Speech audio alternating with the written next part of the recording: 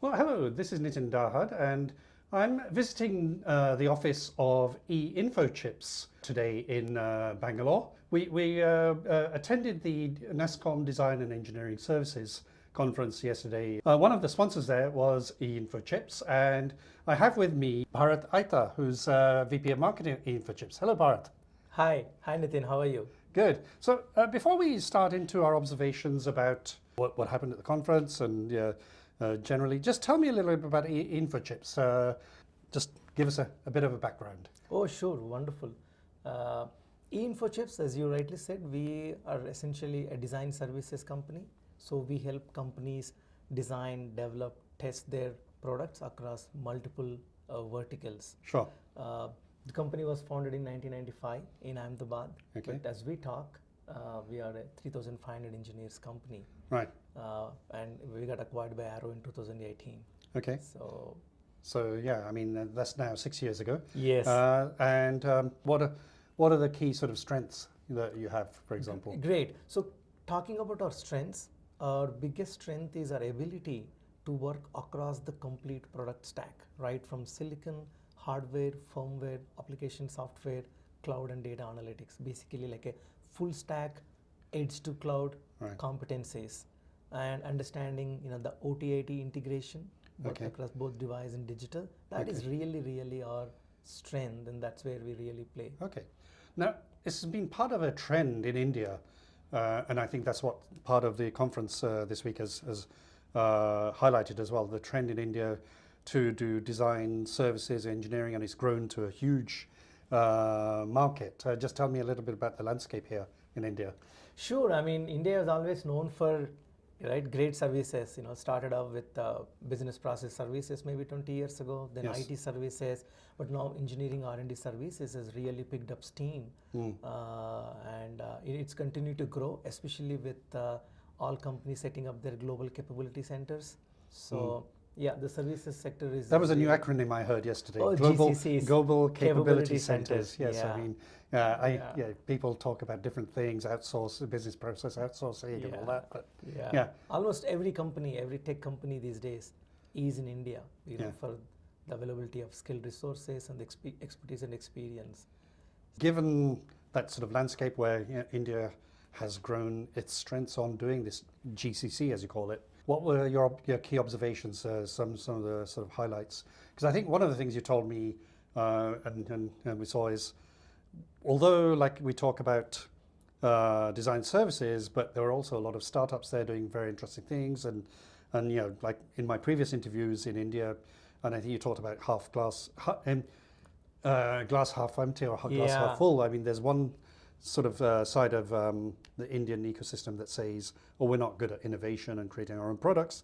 On the other side, we see companies like we saw yesterday, a lot of startups. Just tell me a little about that sort of narrative. Sure. I mean, this is right. A lot of people have this, stereotyping saying that, oh, India, it's services. But of course, we are known for our services prowess. But there are many companies, many startups that are working, especially in the deep tech space, that are doing some really great work from India. Yesterday, it was phenomenal to see multiple startup founders talking about what they're doing from here in India, and it's fascinating. Just for example, one I happened to talk to Nutrace, who's actually trying to reduce the price of green hydrogen. Okay. Right. Yes. So that's essentially to propel the adoption of green hydrogen and helping companies move away from gray hydrogen. Okay. I mean, that's that's phenomenal. And there's another startup that is working in autonomous vehicles, like a Rivian for India. Okay. So, really? Okay. Oh yeah. I missed that one. Yeah. Who was that? Yeah, it's it's a startup by Gagandeep Singh, and he's actually developing and optimizing AI foundational models for the Indian context. Okay. I mean, that seems to be a trend that I'm hearing from a lot of my trip here this week as well. So, I mean, you some of the key sort of players in the Indian IT and sort of deep tech ecosystem also came and gave talks yesterday. Oh yes. Some of your observations there? I think one thing, we had multiple sessions, and again, as you said, the new term like GCC, Global Capability Centers, they all spoke about how more and more innovation, and especially more and more decision making is happening out of India.